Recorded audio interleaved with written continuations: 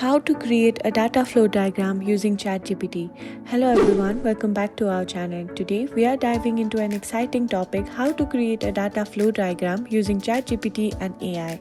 Data flow diagrams or PDFs are essential for visualizing how data moves through a system. In this tutorial, I'll show you how to generate a PDF effortlessly using ChatGPT and PlantUML. First, let's open up your Chrome browser. In the search bar, type ChatGPT and hit enter.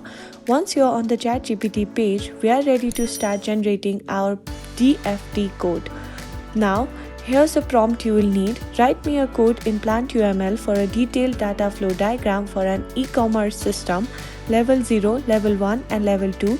This prompt tells ChatGPT exactly what you want. After typing it in, click the Ask button. Once the code is generated, go to the top of the code and click Copy Code. Great. Now we are ready to visualize it, and open a new tab and then type PlantUML in the search bar.